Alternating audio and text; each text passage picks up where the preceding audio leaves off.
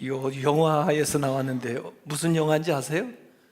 쉰들러 리스트에 나오는 그 실화에 바탕한 영화인데 오스카 쉰들러 그 사람이죠. 그 독일 사람인데 원래는 사실 돈 벌려고 군수품 공장 뭐 이런 거 하면 돈 번다고 그래가지고 들어가서 이제 일꾼들을 데려다 쓰는데 주로 유대인들 돈 안 줘도 일을 시킬 수가 있으니까 데려다가 씁니다. 근데 사실 그곳에서 일하는 사람들은 그 보호를 받을 수가 있기 때문에 거기에 나오는 건 대단한 일이죠.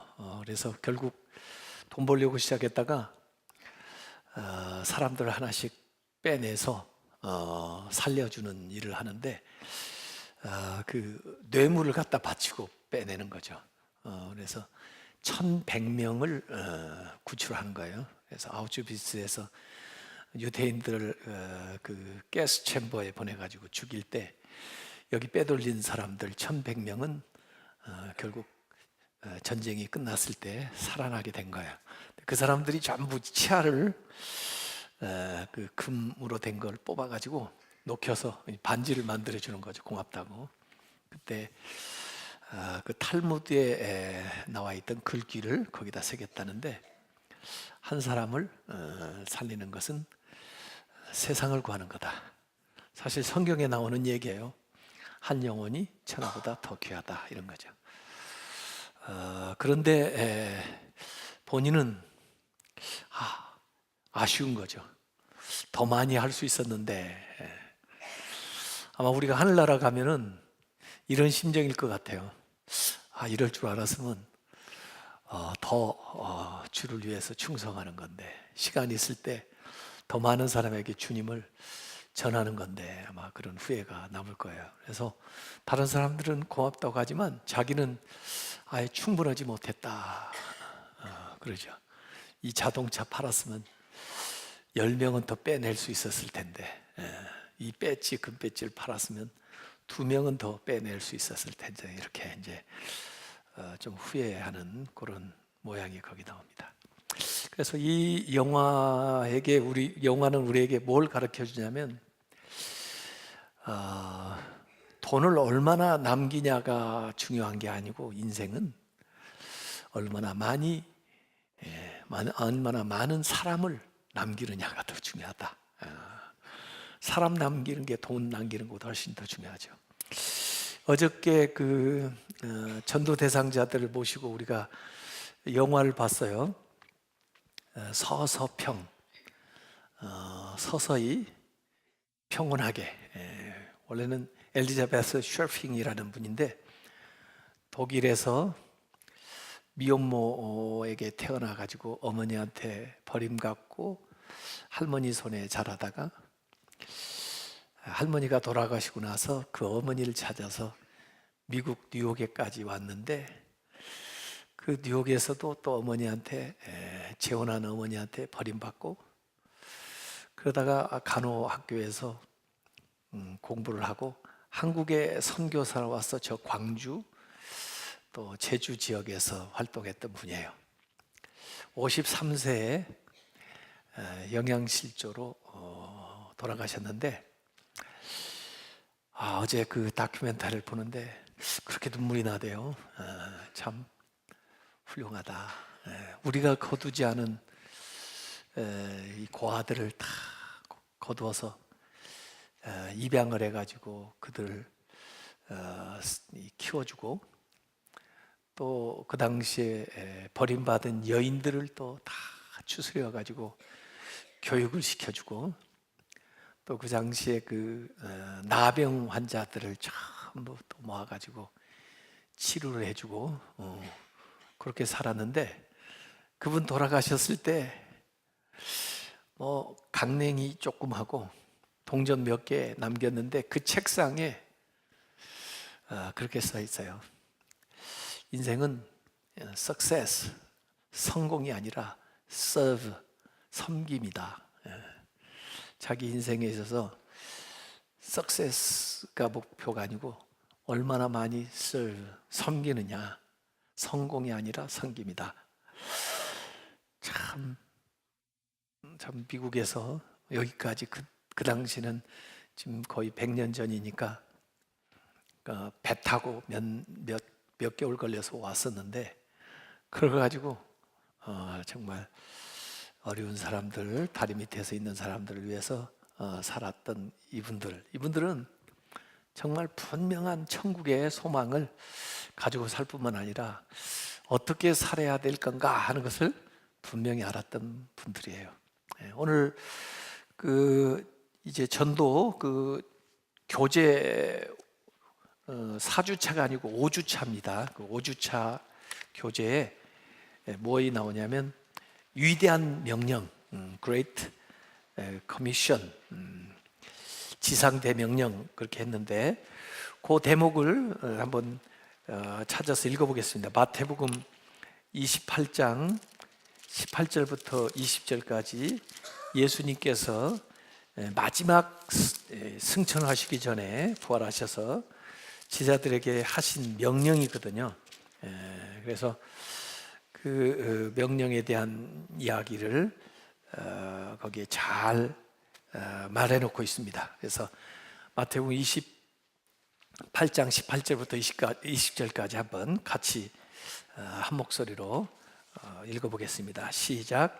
예수께서 나와 말씀하여 이르시되 하늘과 땅의 모든 권세를 내게 주셨으니 그러므로 너희는 가서 모든 민족을 제자로 삼아 아버지와 아들과 성령의 이름으로 세례를 베풀고 내가 너희에게 분부한 모든 것을 가르쳐 지키게 하라.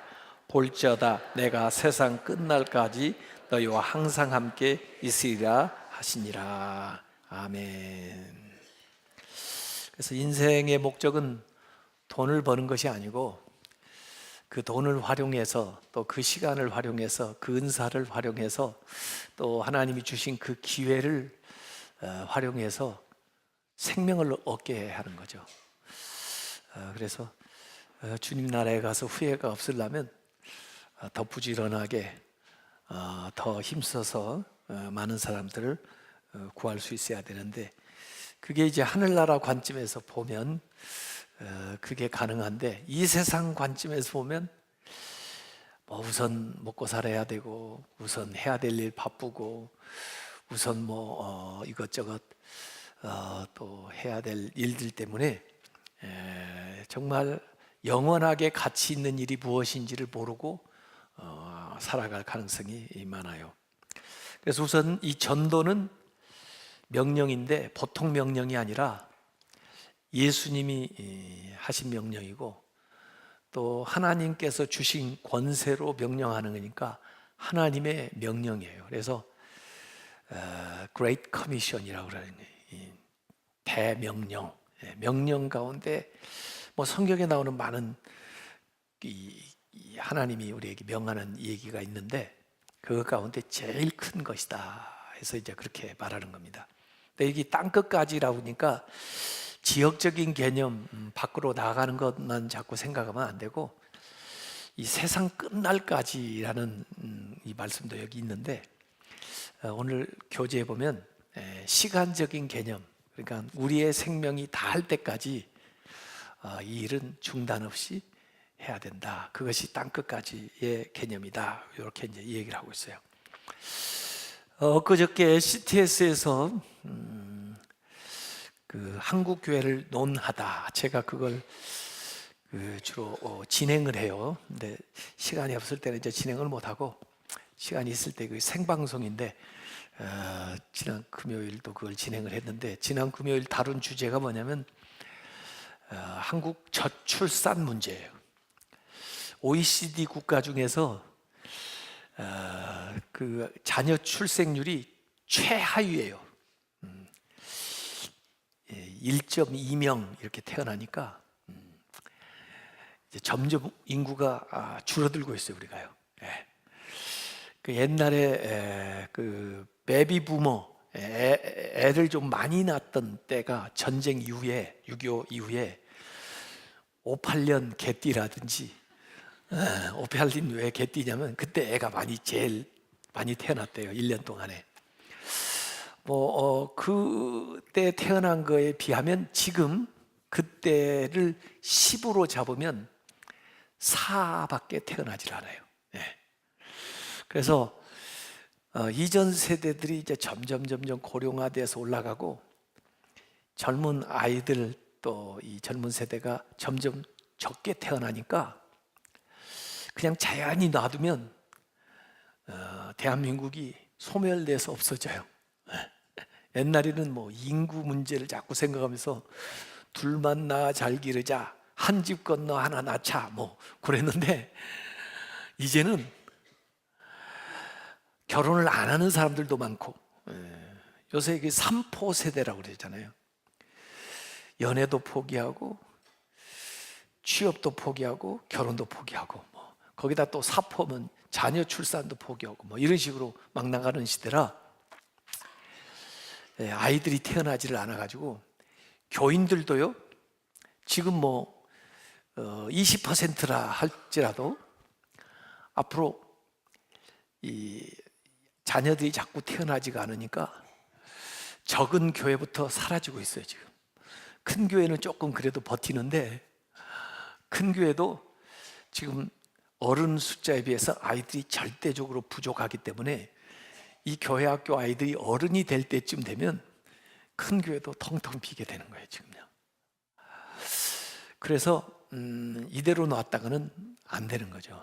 저출산 문제 심각하다. 그래서 어떻게 아이를 낳게 하나 하는데 우리나라 국가적으로 예산을 많이 지금까지 투입을 해도 효과가 안 나타나요. 무슨 뭐 무상보육을 한다, 출산 장려금을 준다, 뭐 이렇게. 왜냐하면 우선 개인주의적이에요. 사람들이 부부 중심으로 우선 나 살기도 바쁘는데 애를 낳아가지고 애한테 매인다고 생각을 하는 거예요. 그러다가 이 애 들어가는 비용이 만만치가 않대요. 교육비 같은 거 뭐 이렇게 생각을 하면 옛날에는 뭐 돈 들어가는 거 생각지도 않고 그렇게 이렇게 믿음으로 콱콱 났는데 요새는 다 계산을 하나 봐요. 대학교 가가지고 결혼시킬 거까지 다 계산을 하니까 한 아이당 들어가는 비용이 어마어마하다는 거예요. 우리가 그렇게 들어간지를 몰랐는데, 그러니까 그 돈이 없으니 집도 지금 못 사겠는데 애를 어떻게 낳아가지고 그렇게 투자를 할 수 있는 여력이 안 된다는 거 가지고 애를 안 낳는 거예요. 그렇게 하고 늦게 또 결혼을 하고 그러니까 나중에 가서 또 결혼해서 애를 낳으려고 보니까 애를 낳을 수가 없는 거예요. 이렇게 해가지고 결혼 안 하는 사람도 많고 뭐 이렇게 해가지고 애를 안 낳아요. 그래서 우리 교회는 앞으로 애 낳기 운동을 자꾸 벌려야 됩니다. 이 3명을 낳을 때부터 돈을 좀 줘야 될 것 같아요. 둘까지는 기본이니까 나라고 그러고 3명 낳을 때 교회에서 상금을 걸어야 될 것 같아요. 이를테면 3명을 낳으면 500만 원을 준다, 4명째 낳으면 1000만 원을 준다, 이렇게 해가지고 그러지 않으면 교회를 살릴 수가 없어요 앞으로. 그래서 이제 새 예산을 책정할 때는 자녀 출산 그 기금을 우리가 예산에 반영을 해가지고 점진적으로 좀 줘야 될 것 같아요. 그 아이들이 확실하게 교회를 이끌어갈 거 아니에요? 그래서 요새 이 저출산 문제가 아주 우리나라 지금 심각합니다. 그래서 어른들이 조금 힘들더라도 자녀들 보고 자꾸 나라고 해야 되고 그 다음에 봐준다고 해야 돼요. 애를 봐주셔야 돼요. 어르신들도 요새 막 애를 안 봐주려고 난 싫다 해 뭐 그러니까 어떻게 그 직장 생활도 둘 다 가서 직장 생활을 하는데 애를 어떻게 키우냐고요. 그러니까 점점 애를 안 낳으려고 그래요. 그래서 이 저출산 문제가 심각한데 이 영적 고령화 저출산 문제도 굉장히 심각해요. 우리나라도 지금 고령화 저출산이 심각한 것처럼 교회도 점점 고령화되고 젊은 사람 없고 또 새신자 없고 그러면 영적으로도 고령화되고 저출산 영적으로도 되는 거죠. 이렇게 되면은 교회가 점점 이제 윗세대만 있다가 그들이 사라지면 갑자기 교회가 확 무너지는 것과 같이 꺼져버리는 그런 시대가 옵니다. 왜냐하면 지금 보고 있잖아요. 저 유럽 교회들이 그러고 미국 교회들이 그래요. 그게 우리한테 곧 닥쳐옵니다. 그래서 제가 110주년 지금 슬로건이 Old and New, 뉴 쪽에 강조점이 많은 거예요. 오래되고도 새로운 교회, 새로운 교회 하지 않으면은 그냥 오래돼가지고 사라지는 거예요. 그러니까 old and old, 오래되고도 오래된 교회, 그러면 사라지는 겁니다. 새롭고도 새로운 교회, 그거 물론 좋긴 하지만 어떻게 될지 모릅니다. 지금 전부 한국 교회를 가만히 보세요. 한국 교회 여전히 그래도 좀 사람이라도 모이는 교회들은 무슨 저 사랑의 교회라든지 온누리 교회라든지 명성 교회라든지 여의도 교회도 마찬가지. 이게 전부 50년 미만 된 교회들이에요. 50년 이상 된 교회에서 여전히 많이 모이는 교회 있으면 한번 얘기해 보세요. 없어요. 이 교회의 생명력이라는 게 자꾸 가면서 약화되는 거예요. 자꾸 전통을 얘기하면 할수록 그 다음에 새로운 물결이 없어져요. 그러다 보면 소멸되는 거예요. 우리가 지금 110년을 됐는데 이만큼 유지하고 있는 것도 하나님의 은혜고, 더 나아가서 앞으로 아랫세대를 완전히 우리가 이끌어 줘가지고 오래됐지만 새로운 교회가 돼야 됩니다. 그래서 무조건 새로운 거면 새 역사는 젊은 아이들은 여기서 무조건 웰컴해야 돼요. 그래야 우리가 죽은 다음에도 교회가 든든하게 세워지면서 또 이 도심에서 해야 될 역할을 하지, 우리와 함께 교회가 사라지면 되겠어요? 안 되죠. 그래서 새로운 교회를 해야 된다. 이게 이제 우리의 과제인데, 그러려면 새 신자가 끊임없이 들어와야 돼요. 끊임없이.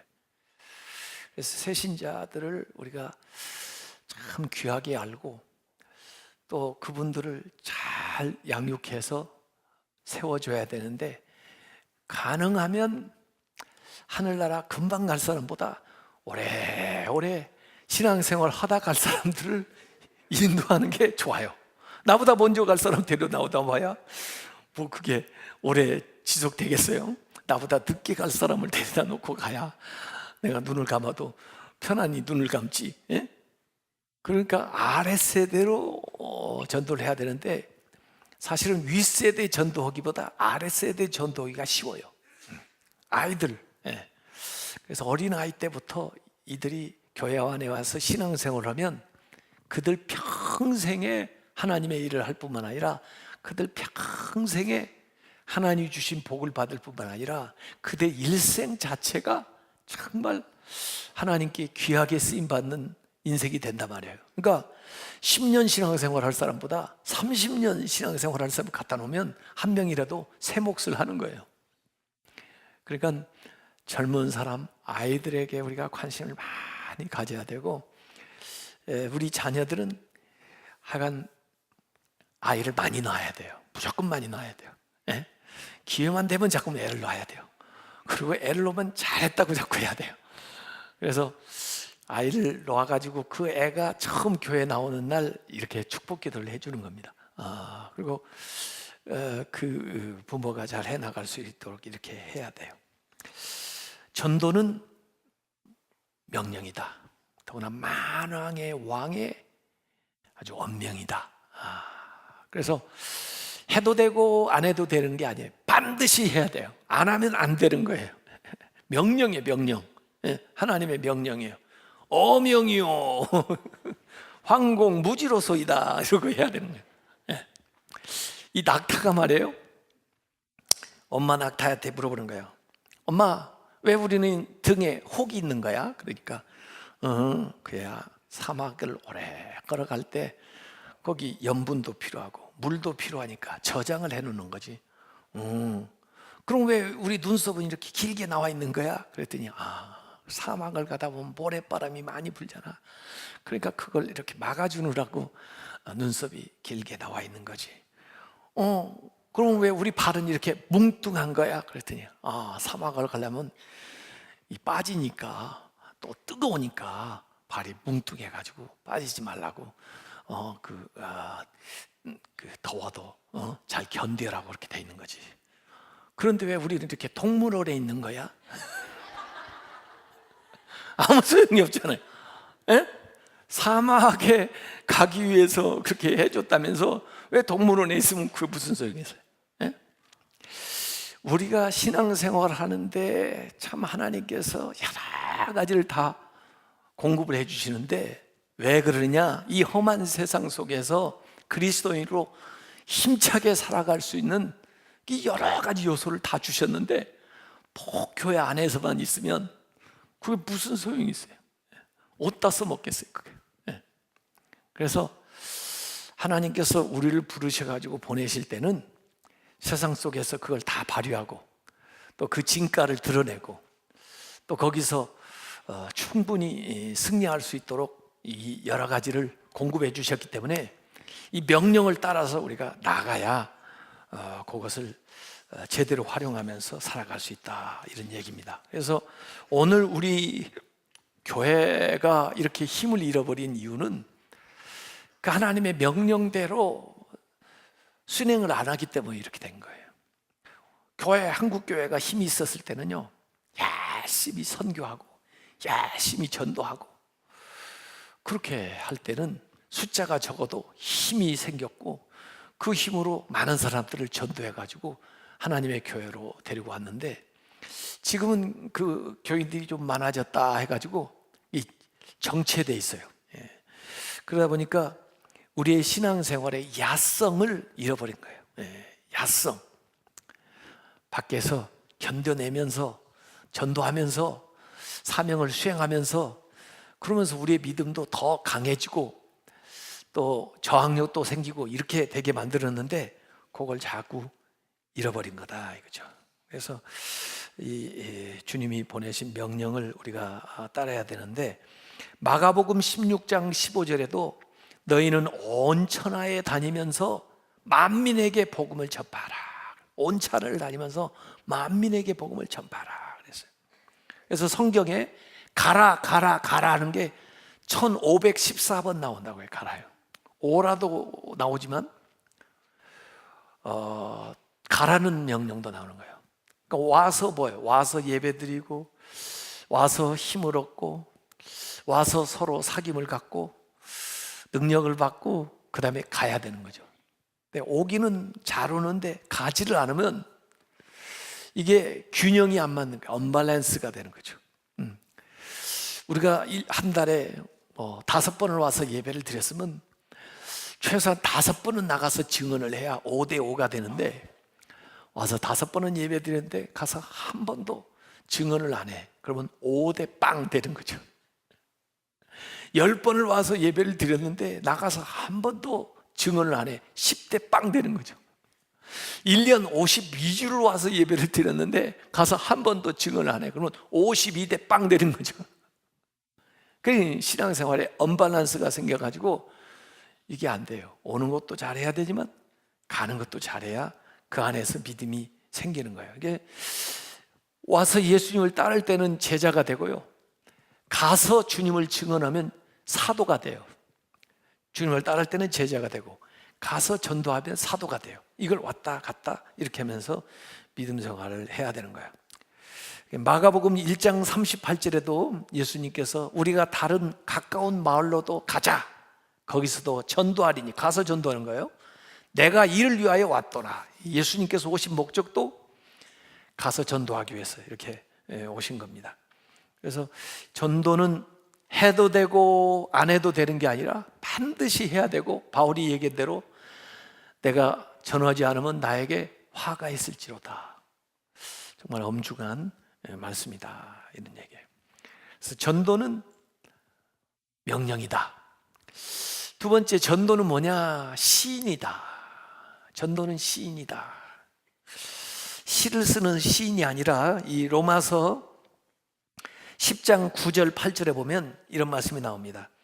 만일 네 입으로 예수를 주로 시인하며, 주님이라고 예수님을 시인하는 거예요. 또 하나님께서 그를 죽은 자 가운데서 살리신 것을 네 마음에 믿으면 구원을 받으리라, 이렇게 얘기를 했어요. 사람이 마음으로 믿어 의에 이르고 입으로 시인하여 구원에 이른다. 입으로 시인한다. 내가 예수 믿는 사람이에요, 예수님은 나의 구주예요, 이게 입으로 시인하는 거예요. 근데 시인할 때, 시인한다는 것은 누구 앞에 얘기하는 거거든요. 묻는 사람 앞이든지 또 누구 앞에서 증언하는 거거든요. 그래서 우리가 입으로 주님이 나의 주라고 하는 것을 믿지 않는 사람들 앞에서 이 시인하는 거예요. 그게 전도예요. 예수님의 제자들은 그 당시에 이렇게 시인하기가 참 힘들었어요.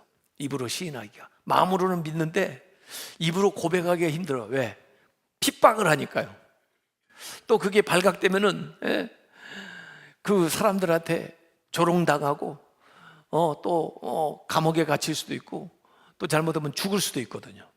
그런 상황인데도 그냥 난 믿는다 마음으로만, 그리고 나타나지 않겠다 그러지를 않고 그들은 입으로 시인했거든요.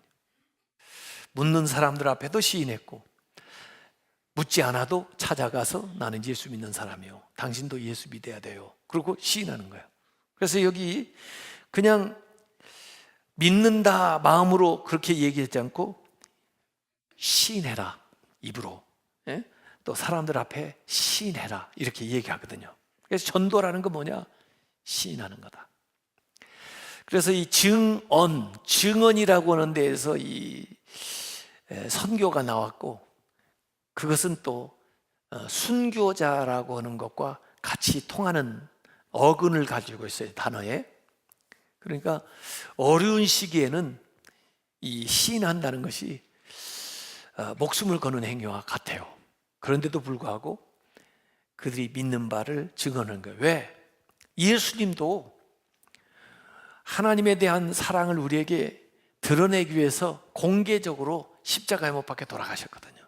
그것은 우리를 향한 하나님의 사랑을 예수님이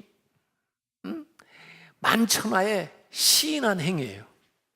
그래서 빌리 그레함 크루세이드 그 전도대회 때는 빌리 그레함이 이렇게 메시지를 딱 전하고 그 다음에 사람들을 초청합니다. 그러면서 꼭 그 얘기합니다. 예수님이 당신들을 위해서 십자가에 못 박혀 돌아가신 것이 사적으로 비밀리 한 것이 아니고 모든 사람들이 보는 앞에 공개적으로 십자가에 못 박혀 돌아가심으로 당신들을 사랑한다는 것을 표현했습니다. 그러면 당신들이 지금 예수를 믿는다면 마음으로만 혼자 간직하지 말고 주님이 십자가에서 그 사랑을 표현한 것처럼 주님을 믿는다는 것을 이 시간 여러분이 일어나서 앞으로 나옴으로써 시인하십시오. 그런 사람들이 벌떼같이 일어나가지고 막 나와요. 그들을 위해서 이렇게 기도해 주는 것을 보았는데요. 어쨌든 우리의 삶으로 시인해야 돼요. 마태복음 10장 32절에도 누구든지 사람 앞에서 나를 시인하면, 사람들 앞에서 나를 시인하면 나도 하늘에 계신 내 아버지 앞에서 그를 시인할 것이요.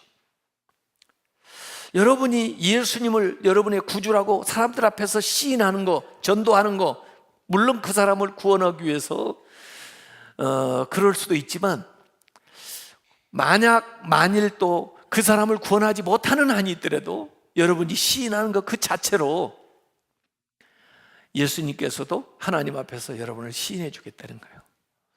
저 사람이 바로 나를 믿는 사람입니다. 바로 저 사람이 내가 십자가에 못 박아 죽은 그 위에서 죽은 사람입니다. 이렇게 이제 예수님이 시인해 주시겠다 그런 거죠. 요한 1서 4장 15절에도 그런 말씀이 나옵니다. 누구든지 예수를 하나님의 아들이라 시인하면 하나님이 그의 안에 거하시고 그도 하나님 안에 거하느니라. 그래서 이 시인이라는 이야기가 계속 많이 나오죠. 그래서 시 쓰는 시인이 아니라 사람들 앞에서 고백하는 거예요. 그게 전도예요. 그들이 믿든지 안 믿든지, 그들이 받아들이지 안 받아들이는지 내가 예수 믿는 사람이라는 것을 드러내는 거예요. 그래서 어떤 사람들은 신앙생활 하면서도 직장에서나 사는 공동체에서나 모임에서 믿는 사람이라는 것을 가능하면 드러내지 않으려고 위장하고 다니는 사람도 있어요. 그건 위험한 거예요. 네? 드러내야 돼요. 물론 뭐 조심스럽기는 하겠죠. 내가 예수 믿는다고 이렇게 얘기해놓고 이렇게 저렇게 살면 나만 욕먹는 게 아니라 예수님까지 욕먹이는 거 아니야. 그래가지고 그러는데 아니에요. 사실은 그걸 드러내면 그게 나를 지켜줘요. 그래서 또 다른 사람들이 저 사람 예수 믿는 사람이구나 이렇게 해가지고 그렇게 알고 대우해줘요. 저도 아파트 사는데 우리 아파트 관리하시는 분들이 제가 다 목사인 줄 알고 있어요. 그러니까 또 그렇게 배려를 해줘요. 그리고 또 그들에게 제가 또 그렇게 조심해서 살게 돼요. 그리고 또 주님을 증거할 수 있을 때 이제 증거를 하고 그렇게 되죠. 사실 제가 오늘 로마서 10장도 하나 더 읽으려고 그랬는데 로마서 10장을 한번 보세요. 로마서 10장 9절부터 15절에 보면요, 아까 그 9절 10절은 읽었고요, 11절에 보면 성경에 이르되 누구든지 그를 믿는 자는 부끄러움을 당하지 아니하리라 했고, 유대인이나 헬라인이나 차별이 없다. 한 분이신 주께서 모든 사람을 주게 되사 그를 부른 모든 사람에게 부여하시도다. 이 부른다 하는 말이 나왔어요. 그러다 보니까 13절에 누구든지 주의 이름을 부르는 자는 구원을 받으리라. 주님의 이름을 부르면 구원을 받는데, 그런데 부르려면요 아무나 부릅니까? 믿지도 않는데 믿어야 돼. 그런즉 그들이 믿지 아니하는 자를 어찌 부르리요. 근데 믿음이 생기려면 어떻게 되면 들어야 돼. 믿음은 들음에서 나니까. 듣지 못한 일을 어찌 믿으리요. 믿으려면요 뭘 전파하는 사람이 있어야 믿을 거 아니에요. 전파하는 이가 없이 어찌 들으리요. 또 전파하는 사람은요 보냄을 받지 않았는데 어찌 전파리요. 그리고 아름답도다 좋은 소식을 전하는 자들의 발이함과 같으니라. 이렇게 15절까지 연결되어 있어요. 이게 잘 보면요 복음이 나에게 전달되는 과정이 5단계로 딱 나와 있어요. 이 복음이 확대 재생산되는 과정이 5개의 단어로 딱 표현이 되어 있어요. 보냄, 전파, 들음, 믿음, 부름이에요. 이걸 하나님 편에서 보면은 보냄을 받은 자가 전파예요. 전파한 것을 들어요. 들으면서 믿음이 생겨요. 그러니까 주의 이름을 불러요. 주의 이름을 부르니까 구원을 받는 거죠. 부르려면, 내 편에서 보려면, 내가 부르려면은 믿음이 있어야 돼요. 믿음이 있으려면 들어야 돼요. 들으려면 전파하는 사람이 있어야 돼요. 전파하려면은 보냄을 받아야 돼요. 그러니까 주님에서부터 오는 순서는 보냄, 전파, 들음, 믿음, 부름이고, 나부터 시작하면 부름, 믿음, 들음, 전파, 보냄 이렇게 되는 거예요. 이 과정이 진행되는데 그 중에 하나만 빠져도 구원을 받기가 힘들어요. 근데 다행히 우리가 구원을 받았다, 주님의 이름을 부르고 있다 하면 이 5 과정이 딱 절차적으로 돼가지고 나한테 딱 미친 거예요. 다른 사람에게 가는 것도 마찬가지예요. 그래서 우선 우리가 주님의 보냄을 받았기 때문에 가서 전파를 해야 돼요. 전파. 물론 들어야 되겠는데 안 듣는 사람도 있죠. 우리가 할 수 없죠. 그가 들으면은 거기서 믿음이 딱 생기는 거예요. 믿음이 생기면은 부르게 되는 거예요. 그럼 구원을 받는 거죠. 이렇게. 그래서 우리가 우선 해야 될 역할은 보냄을 받아가지고 가서 전파하는 역할을 하는 거예요. 그럼 그 사람이 해야 될 이제 역할은 듣는 거예요. 듣고 믿고 자기도 이제 주님을 불러야 되는 거죠. 그럼 구원받죠? 그러면 자기도 또 보냄을 받는 거예요. 보냄을 받아서 전파하고, 또 그 사람이 듣게 되겠죠? 듣고 믿고, 그 다음에 부르고, 그 다음에 또 보냄을 받아가지고 전파하고, 이렇게 사이클을 가면서 여기까지 지금 온 거예요. 그게 안 된 사람은 거기서 딱 중단이 된 거예요. 예. 그래서 이 운동이 계속 일어나려면 우리가 지금 보냄을 받은 사람들이 전파해야 된다. 그래서 듣는 사람에게 믿음이 생길 거고 그들도 주님을 불러서 구원을 받을 거예요. 이렇게. 근데 내가 전파하기는 했는데 듣지 않은 사람도 있을 거예요. 예? 듣기는 들어도 믿음을 안 가진 사람도 있을 거예요. 그러면 거기서 중단이 되는데 그건 자기 편에서 중단된 거지 내가 할 역할을 안 한 건 아니에요. 나는 내 할 역할을 했거든요. 보냄을 받아가지고 전파하는 것까지 내 역할이에요. 이 복음 전파는 사랑이다. 예, 사랑. 그래서 이번에 우리가 이웃사랑 딱 걸어놓고 2절에는 뭐 이웃사랑 하니까 무슨 구제하고 뭘 가서 베풀고 이런 것만 자꾸 생각을 했는데 최고의 사랑을 하자. 최고의 사랑이 뭐냐? 그들의 영혼을 구원하는 일이다. 이렇게 해서 주님께로 그들을 데려오는 것만큼 귀한 사랑은 없다. 주님을 만나게 해주면 그 안에서 엄청난 역사가 일어나는 거죠. 예, 그들이 필요한 걸 주님이 공급해 주실 거고 그들의 문제를 주님이 해결해 주실 거고 또 그들의 인생을 살아가는 데 필요한 모든 것을 주님께서 공급해 주실 거고 주님께로만 데려오자. 마치 그 중풍병자 만난 중풍병자를 내 친구가 들것에 실어가지고 예수님에 가는 게 만만치 않으니까 지붕까지 뚫고 아래로 내리잖아요. 예수님만 만나게 해주자. 거기까지 우리 역할이고 주님이 그들이 필요한 걸 해주시겠다. 그런 믿음이 그게 이제 사랑이죠. 그래서 우리가 뭐 노후 대책도 많이 하고 보험도 많이 들어놓고 뭐 이러는데 연금도 들고 그런데 사후 대책을 하자. 이제 죽은 다음에 어떻게 할 거냐, 죽은 다음에 일어날 일에 대한 대처를 지금부터 해보자. 우리도 그렇고 다른 사람에게도 이게 이제 그 사랑이에요. 그래서 이 나사로의 비유, 부자와 나사로 비유를 들어보면 부자는 이 세상만 인줄 알고 살았는데 죽어보니까 저 세상이 있는데 나눠져요. 지옥과 천국이. 근데 자기는 지옥에 갔잖아요. 그래서 좀 나 좀 보내주셔. 기회를 주면 내 자녀들, 내 그 사랑하는 사람들이 여기에 오지 않도록 내가 가서 전하겠소. 그러니까 아니다. 그들에게도 전하는 자가 있어서 이거에 이 지옥과 천국에 대한 이야기를 다 하고 있다는 거예요. 아니라고, 그들 말 안 들을 거라고. 내가 살아가면은 내 말은 들을 거라고 그랬더니 그들 말을 안 들으면 죽은 자가 살아나도 안 믿는다. 그들에게 들을 것이다 그랬거든요. 그래서 우리가 이 지옥의 소리를 들어야 돼요. 거기 부자가 내 가족에게 좀 전해주세요. 내 자녀에게 좀 전해주세요. 내가 있는 이곳에 안 오게 다른 사람한테 좀 알려주세요.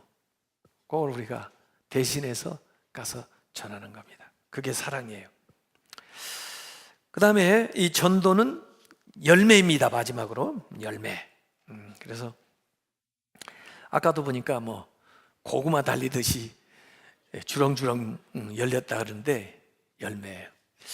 그 예수님께서 열매에 대한 이야기 참 많이 하셨거든요.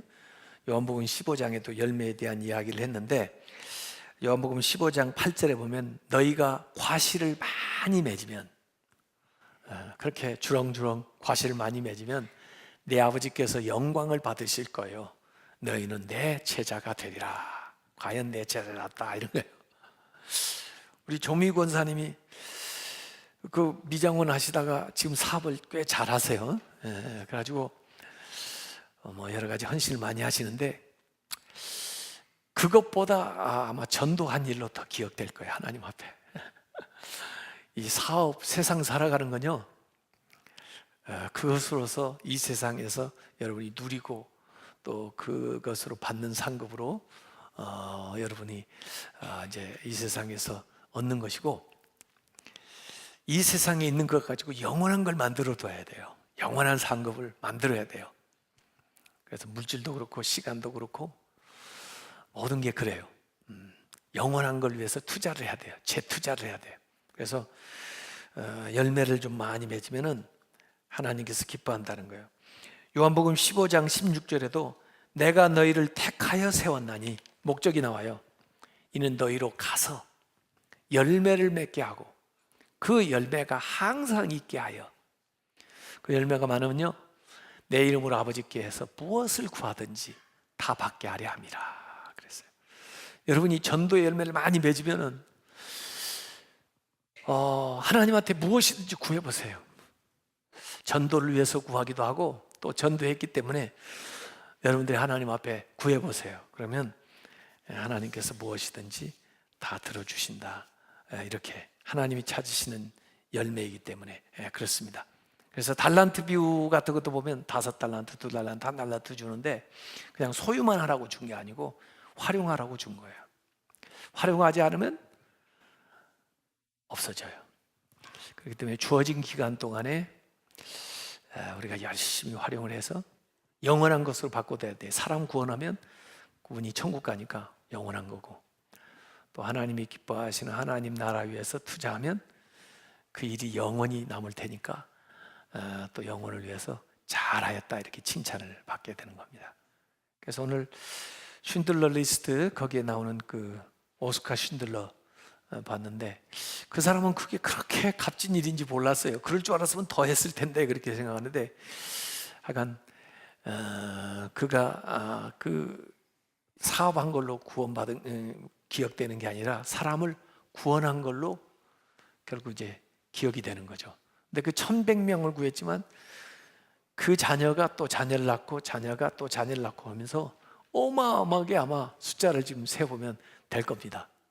그래서 오늘 우리가 전도하는 그 사람이, 내가 한 사람을 전도했다 할지라도 앞으로 두고 그 가족과 또 그 주변의 사람들 전도하게 되면은 정말 많은 열매가 맺히게 되는 거예요. 이 전도는 명령입니다. 그래서 이번 주간에도 우리가 시간 나는 대로 자꾸 시인을 해야 돼요. 만나는 사람에게 예수 믿으세요. 제가 신앙생활 하니까 참 좋아요. 혹시 교회 다니세요? 네. 그렇게 저는 기도하는 사람이에요. 제가 위해서 기도해 드릴게요. 무슨 기도 제목 있으세요? 이렇게 하고, 또 오늘 성경 말씀 보니까요 이런 말씀이 나오는데요 참 좋은 말씀이에요. 이 말씀 한번 기억하면서 하나님 이름을 불러보세요. 하나님 도와주실 거예요. 특별히 어려운 일 당한 사람들에게 찾아가서 예수님의 이름으로, 이거 제가 드리는 게 아니고요 예수님의 이름으로 드리는 거예요. 예수님이 저한테 준 거거든요. 그래서 주님 한번 기억을 해보세요. 이렇게 해서 자꾸 그러다 보면 어느 순간에 어떤 분이 그걸 이렇게 알아듣는 사람이 있어요. 또 그걸 통해서 믿음이 이렇게 생기는 사람이 있어요. 그들은 구원을 받는 거죠. 복된 사람이죠. 그렇게 해서 주님이 누구나 예외 없이 다 가라 명령을 하셨으니까 오늘 예배를 잘 들으셨어요. 이제는 가는 겁니다. 그래서 내일부터 일주일 동안 우리가 시인하는 거예요. 주님을. 그리고 주님의 명령을 수행을 하고, 그리고 다음 주에 또 와서 결과를 또 보고하고 그렇게 나가야 되겠습니다. 이 시간 우리가 한번